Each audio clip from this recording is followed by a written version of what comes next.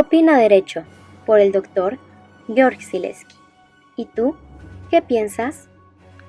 ¿De dónde emana o inicia la necesidad del desahogo de una prueba pericial? Ok. Muy bien. ¿De dónde creen que, como dicen, la fuente de la prueba, ¿no? ¿Cuál es la fuente de una prueba pericial? ¿De dónde emana esa prueba pericial? ¿Bien? Cuando nosotros hablamos de la fuente de la prueba, exactamente nos remitimos a de dónde se da el origen. En un ejemplo, en una prueba documental con respecto, por ejemplo, del nacimiento de un individuo, nosotros lo que ofrecemos es una documental. La fuente de la prueba es el nacimiento del niño. ¿Estamos? En ese contexto, ¿sí? Esa es la fuente de la prueba. Ahora, ¿qué pasa con respecto de una prueba pericial? Con respecto de una prueba pericial, entonces tenemos que la prueba pericial emana exactamente del hecho litigioso. Ahí es donde emana exactamente ese medio de la prueba. Ahora, recuerda, hay pruebas que están vinculadas directamente con la litis principal y hay pruebas que se pueden estar relacionadas con algunos otros hechos que van a servir para robustecer el dicho. Un ejemplo en materia penal. En materia penal, una persona dice haber visto unos hechos y los narra, y estos hechos acontecieron a las 7:30 de la tarde, 7:30 de la noche, o 6:30, depende del lugar donde haya sido y la época, donde apenas se está oscureciendo. En ese momento, aquella persona narra los hechos como los vio. Para poner en duda el dicho de esa persona, tú puedes ofertar, por ejemplo, la prueba en oftalmología, donde un perito médico en oftalmología va a determinar cuál es la visión real que tiene una persona a la distancia, existiendo, vamos a considerar que son 20 o 25 metros, a las 7:30 de la noche, con mediana luz o luz natural nada más. ¿Sí? Esos elementos, el juzgador puede decir, bueno, pues yo tengo una idea, pero no puede emitir una opinión personal. Requiere efectivamente de un dictamen pericial que le confirme para determinar el valor o alcance de convencimiento con respecto del dicho de aquel testigo.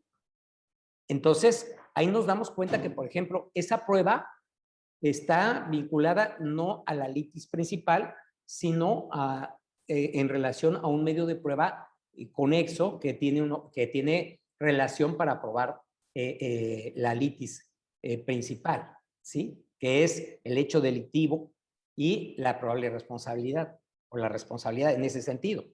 De tal manera que puedes ofertar ese tipo de medios de prueba.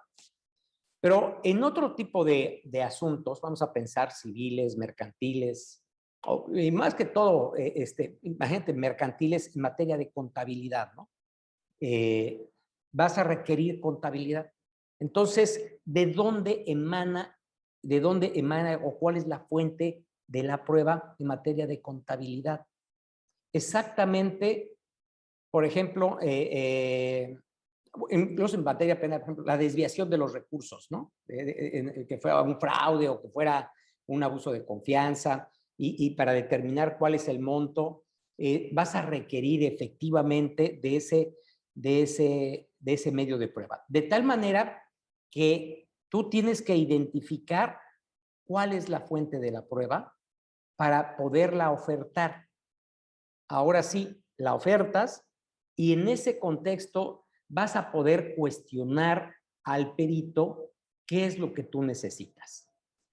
Como te darás cuenta de ahí, que efectivamente tienes una hipótesis.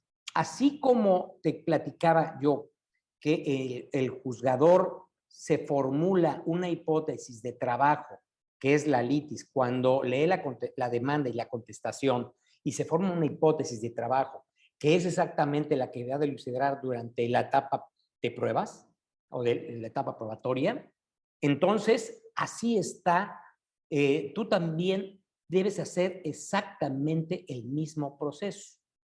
Vas a formular una hipótesis de trabajo con relación a la prueba pericial, ¿sí?